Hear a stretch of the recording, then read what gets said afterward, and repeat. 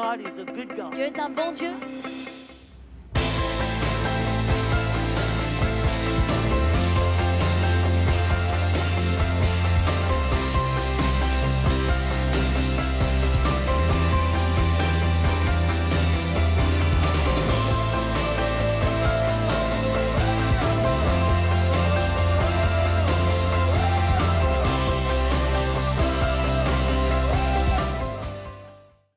Ce matin, je veux que nous passions à une autre dimension, à un autre niveau.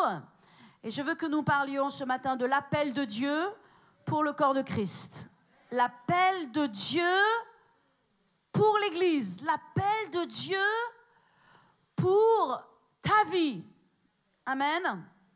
En d'autres termes, qu'est-ce que Dieu attend de nous? Nous savons ce que nous attendons de Dieu. Amen. Mais qu'est-ce que Dieu attend de nous? Donc, nous sommes ce matin dans un message de maturité. Un message qui s'adresse à l'Église. Un message qui nous parle.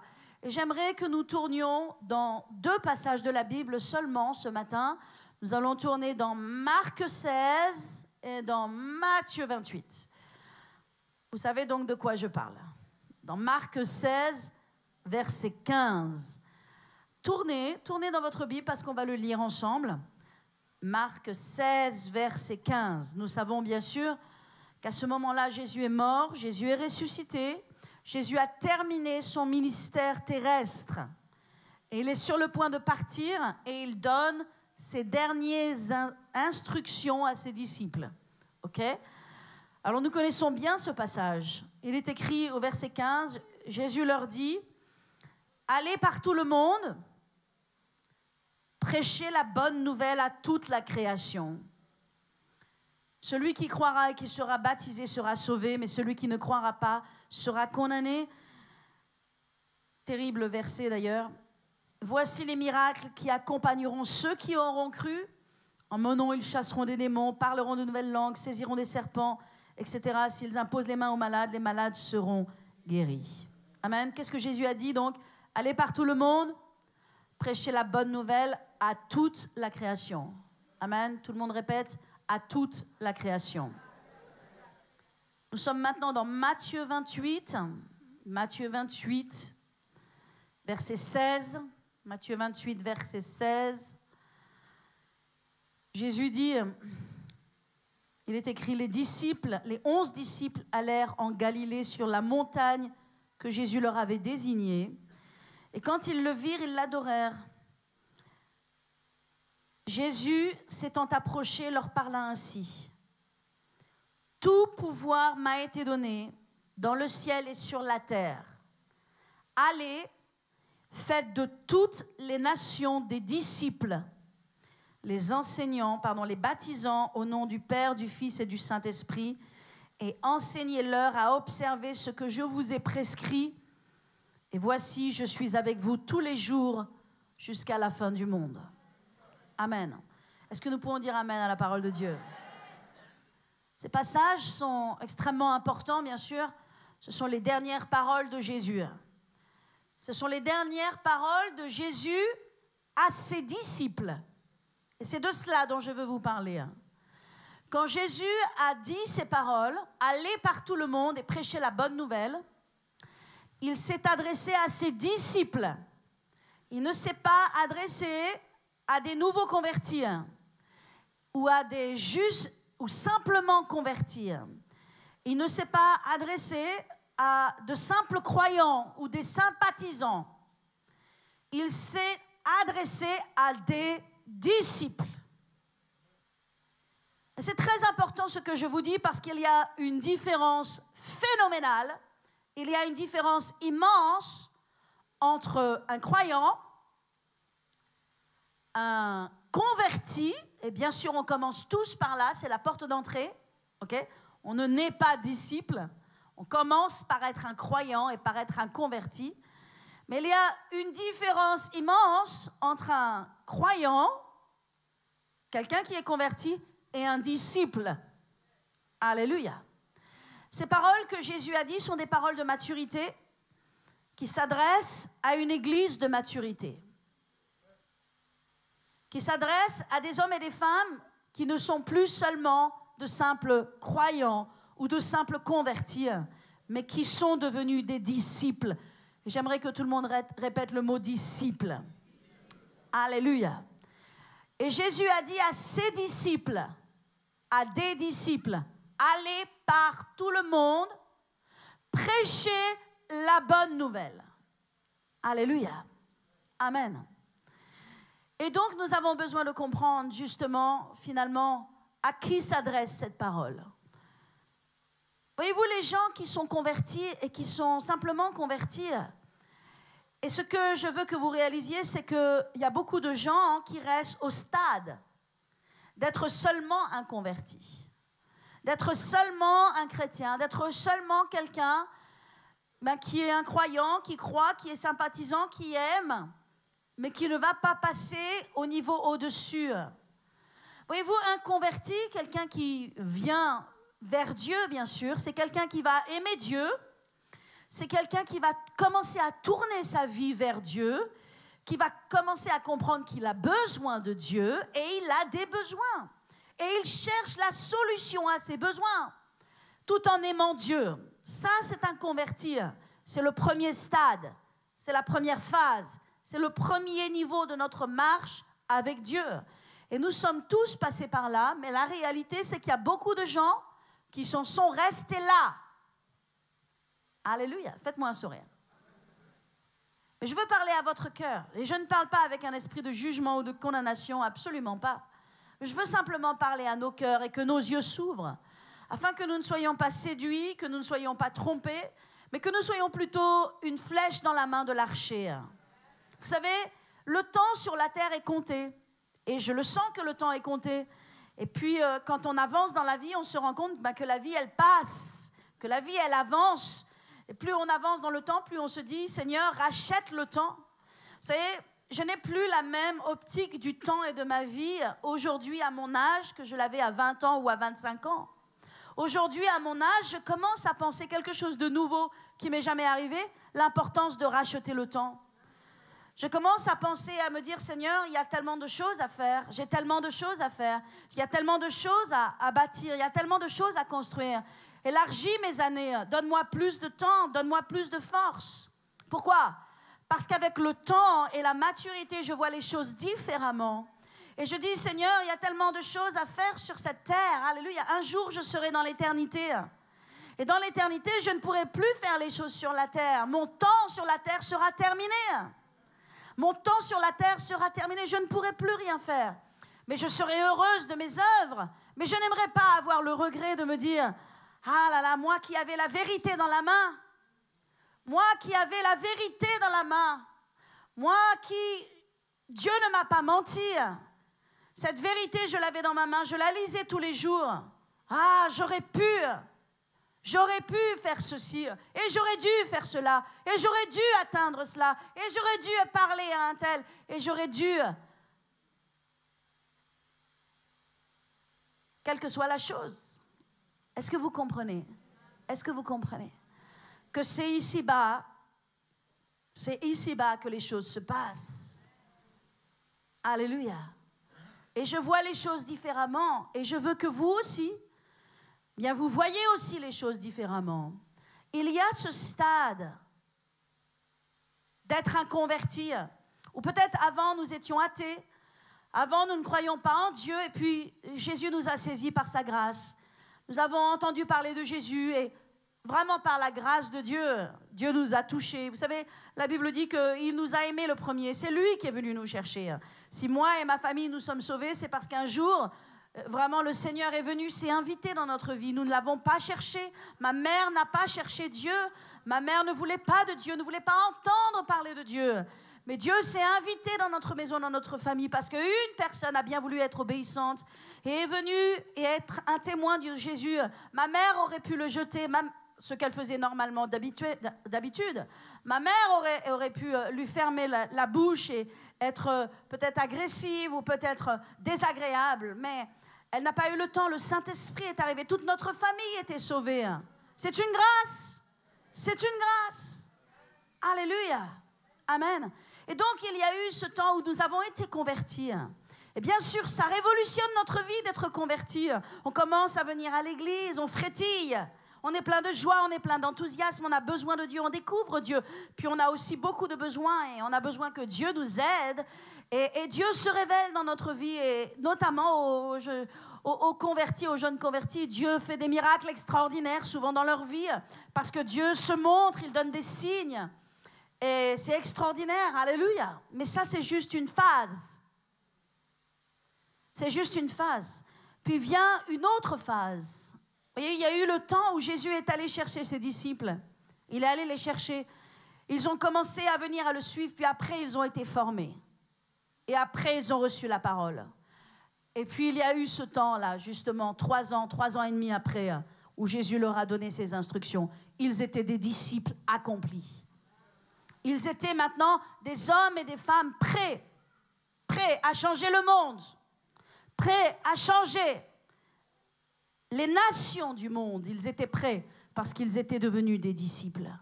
Et j'aimerais vous dire ce matin que Dieu ne t'appelle pas à être un converti.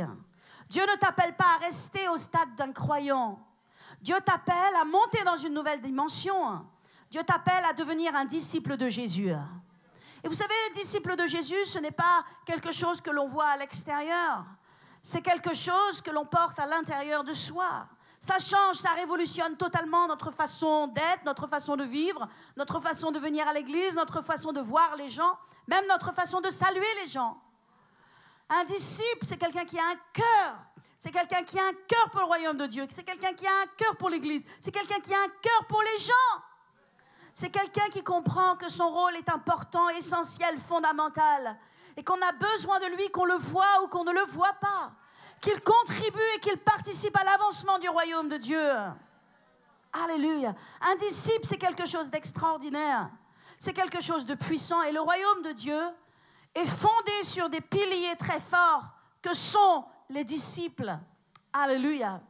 Amen.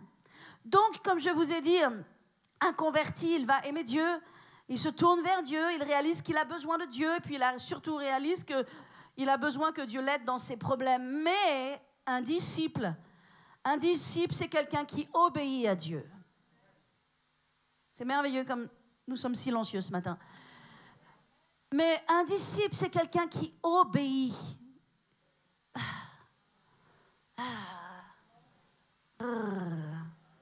C'est un mot parfois qui est difficile à avaler, mais c'est un mot puissant. Oh my goodness, si seulement tu peux obéir à Dieu, si tu peux faire en sorte que ta vie, elle obéisse à Dieu.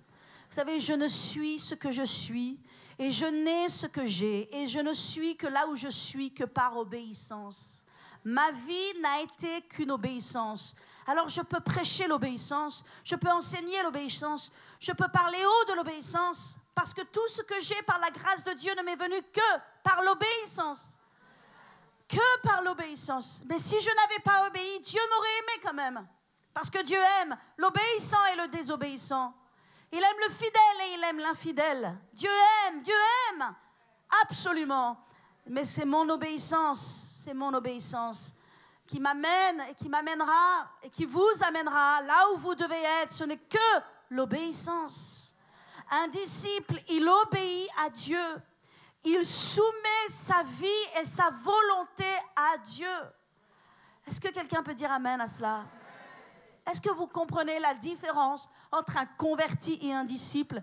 Un disciple, il suit Christ. Dans le bon temps comme dans le mauvais temps. En dépit des circonstances, il suit Christ. Un disciple, c'est quelqu'un qui est passé par un processus de mort à soi-même. Par un processus de mort à soi-même. Alléluia. Je suis passé dans ma vie par un processus de mort à moi-même. Et je vais vous dire une chose, c'est la meilleure chose qui m'ait pu m'arriver. Et si Dieu me dit demain que j'ai besoin de mourir à d'autres choses, si j'ai besoin de mourir à d'autres choses, je prie que Dieu m'aide dans ma chair et dans ma vie à ce que cette mort puisse se faire. Parce qu'après la mort, il y a une résurrection. Et parce qu'après la mort, il y a une nouvelle dimension. Dieu ne ressuscite que les morts. Il ne ressuscite pas les vivants. Alléluia. Voyez-vous, un disciple, il est passé par un processus de mort pas de mort à lui-même, de mort à sa chair, de mort à sa volonté, à sa propre volonté. Et c'est la meilleure chose qui puisse nous arriver. Je vais vous dire une chose, peuple de Dieu, Dieu est plus intelligent que toi. Et Dieu connaît les choses mieux que toi. Dieu connaît ton avenir, il connaît le nombre de jours que tu as encore à vivre sur la terre. Dieu sait mieux que toi. Toi, tu penses que tu sais, mais la réalité, tu ne sais rien. Dieu sait toutes choses. Il est omnipotent, omniprésent, omniscient. Alléluia. Dieu sait mieux que toi. Dieu sait qui tu dois épouser. Dieu sait où tu dois vivre. Dieu sait ce que tu dois faire dans ta vie. Dieu sait mieux que toi. Alléluia. Un disciple, il porte, la Bible nous dit clairement, il porte une croix. Il porte la croix de Christ. Il est courageux. Il cherche à plaire à Dieu. Pas aux hommes. Il cherche à plaire à Dieu et il met en pratique la parole de Dieu dans sa vie. Il met en pratique la parole de Dieu dans sa vie. Il ne se cantonne pas à l'écouter, il la pratique. Amen. Ce matin, je vous appelle, peuple de Dieu, vous tous ici, ceux qui êtes sur le devant et ceux qui êtes sur le fond, ceux qui êtes jeunes et ceux qui êtes moins jeunes, hommes, femmes, qui que vous soyez, je vous appelle à devenir un disciple de Jésus-Christ. Un disciple digne, honorable et honoré de tous. Parce que les disciples sont honorables et honorés de tous. À être un disciple de Jésus. Un disciple ne fait plus ce qu'il veut ou simplement ce qu'il ressent et ce qu'il désire. Un disciple soumet sa vie à Christ, comme je l'ai dit.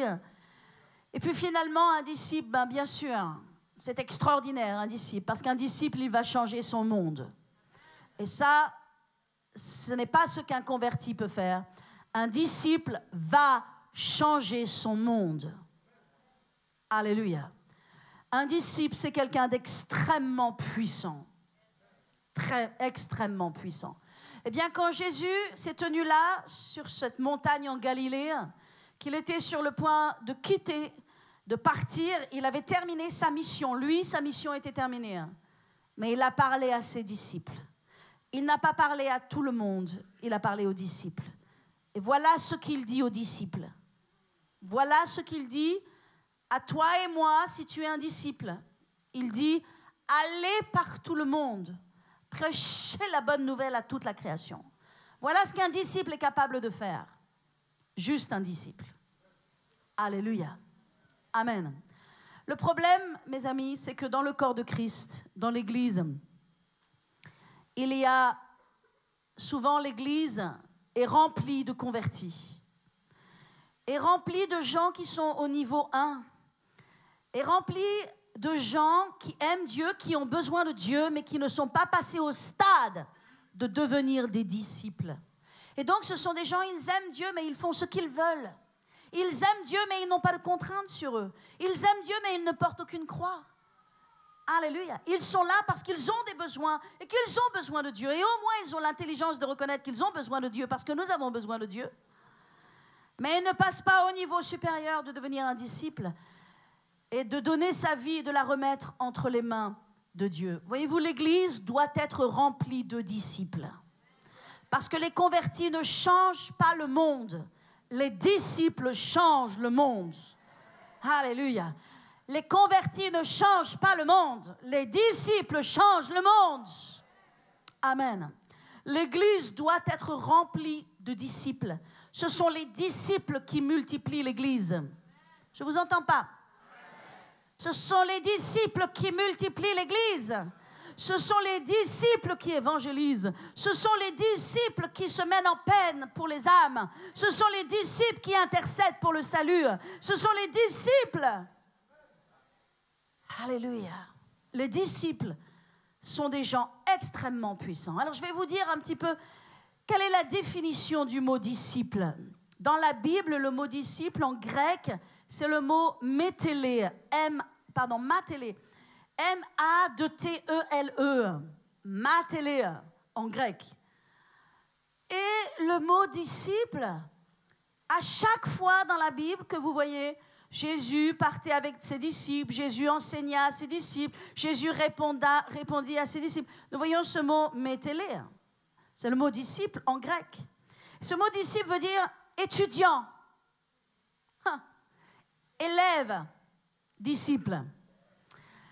Un disciple, et ça c'est la définition du dictionnaire, c'est quelqu'un qui reçoit l'enseignement de son maître.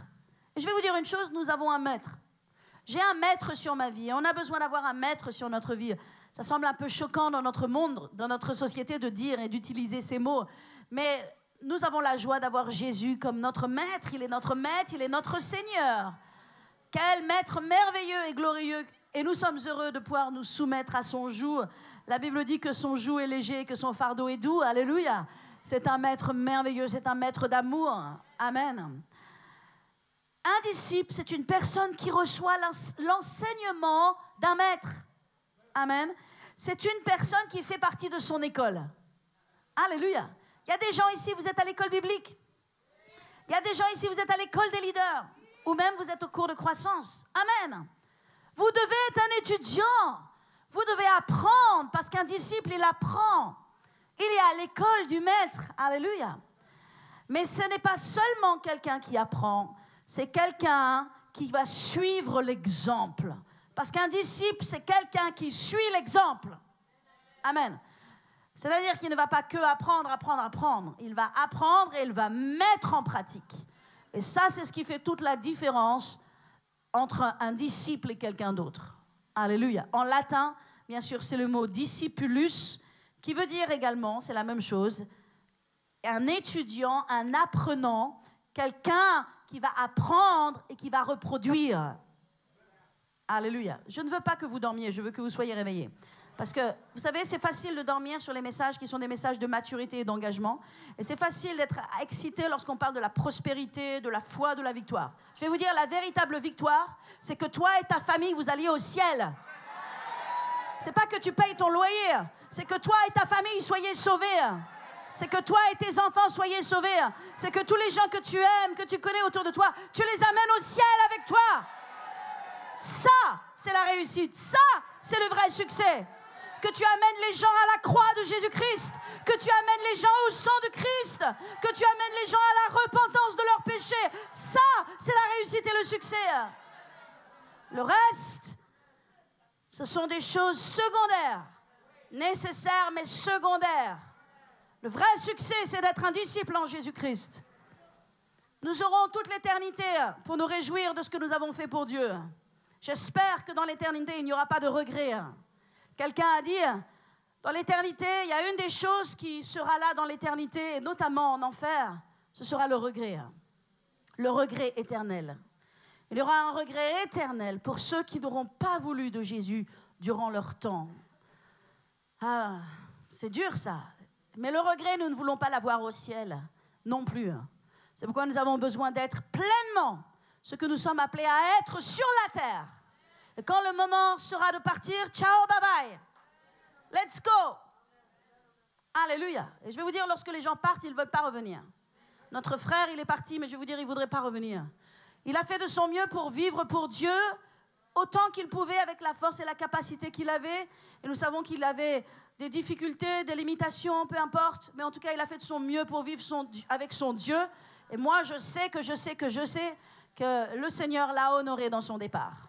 Et nous voulons l'honorer aussi dans son départ. Alléluia. Est-ce que vous êtes avec moi ce matin? Amen. L'Église doit être remplie de disciples. Amen. Est-ce que je parle à quelqu'un ce matin? Est-ce que vous comprenez? L'Église est dans un niveau d'infantilisme, d'immaturité et de non-progression lorsque les gens n'acceptent pas de devenir des disciples.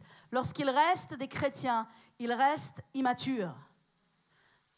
Nous sommes tous appelés à grandir. Lorsque vous avez un enfant, je veux dire, je me rappelle, lorsque mon petit Louis est né, que j'avais ce petit enfant dans mes bras, je ne voulais pas qu'il grandisse. Et ma mère m'a dit, oh, tu sais, c'est bien lorsque les enfants grandissent. Moi, je voulais qu'il reste un bébé toute sa vie, dans les bras de sa maman. Je voulais changer ses couches toute sa vie. Non, je plaisante. Blague. Mais je vais vous dire une chose. La réalité, c'est que tout est appelé à grandir. Vous avez un enfant et il va grandir. Et c'est sain qu'il grandisse. Et c'est merveilleux qu'il grandisse et qu'il prenne de l'autonomie. et puis qu'il devient un jeune homme, une jeune femme, et qu'il entre dans sa vie d'adulte. C'est normal. C'est la même chose pour toi spirituellement, mon ami. Tu as besoin de grandir. Il faut que tu sortes de l'état de bébé. Il faut que tu sortes de l'état d'enfant dans lequel, oh, j'ai peur, je n'ose pas. Et tu dois te confronter au monde, tu dois te confronter à toi-même, tu dois te confronter à la vie. Tu dois sortir de ta zone de ton confort. Alléluia, tu dois te lever pour ton Dieu. Tellement de gens aiment rester dans leur petit cocon. Oh, faut pas me déranger. Oh, faut faire pas quelque chose que je ne sais pas faire. Tout ça, c'est imprévu. Oh, ça m'insécurise, ça me fait peur. My goodness. Mais dis donc, tu as besoin de grandir. Si tu restes comme ça, tu restes dans un état d'immaturité. Mais je vais vous dire une chose, tout ce qui est immature régresse. C'est-à-dire que là où tu es arrivé, tu vas baisser. Si tu n'avances pas, tu vas diminuer. Si tu ne progresses pas, tu vas descendre. Tout le monde doit progresser dans l'Église. Tout le monde doit avancer dans l'Église. Tout le monde doit grandir en maturité, en sagesse. Tout le monde doit grandir dans la connaissance de la parole de Dieu. Tout le monde doit grandir dans les œuvres de Dieu. Tout le monde doit grandir dans l'évangélisation personnelle. Tout le monde doit grandir en tant que leader, co-leader dans la vision de Dieu de l'Église. Tout le monde, si tu n'avances pas, tu recules. Si tu n'avances pas, le diable sera te trouver et il sera amener des situations et des circonstances et même des gens dans ta vie que le peu que tu as avancé, tu vas le perdre. Parce que si tu n'avances pas, tu recules. Alléluia. Amen. Donc l'Église a besoin d'être remplie de disciples. Tout le monde dit le mot disciple, disciple, disciple. Des disciples. Alléluia. Vous savez, Jésus est allé chercher ses disciples. Il est allé les chercher. Et j'aimerais que vous voyiez ce qui s'est passé dans la vie des disciples. Qui étaient ces hommes? À la base, c'était des gens ordinaires. Il n'a pas pris des diplômés, il n'a pas pris des gens sages, il n'a pas pris des gens intelligents, il a pris des gens simples, ordinaires. Et parfois même rejetés par la société. Ce n'était pas un problème. La Bible nous dit que, premièrement, Jésus marchait sur le rivage de la Galilée. Pour ceux qui sont allés en Israël, ils voient ce que je veux dire. Il marchait sur ce magnifique rivage de la Galilée et il voit deux frères, qui sont Simon, Pierre et André. Et ils sont en train de jeter leur filet dans la mer. Jésus les appelle et leur dit, « Hé, vous là-bas, toi, suis-moi. » C'est ce qui s'est passé. Il leur a dit simplement, il leur a dit clairement, « Suivez-moi et je ferai de vous des pêcheurs d'hommes. » Eh bien, la Bible nous dit qu'aussitôt, ils laissèrent leur filet et le suivirent. Waouh! Aussitôt. Tout le monde dit le mot aussitôt. Je prie que le aussitôt vienne dans ta vie. Il est temps que le aussitôt vienne dans ta vie. Toujours demain, toujours demain, toujours demain, toujours demain. Non, non, non, non, non. Avec Dieu, c'est aussitôt. Avec Dieu, c'est maintenant.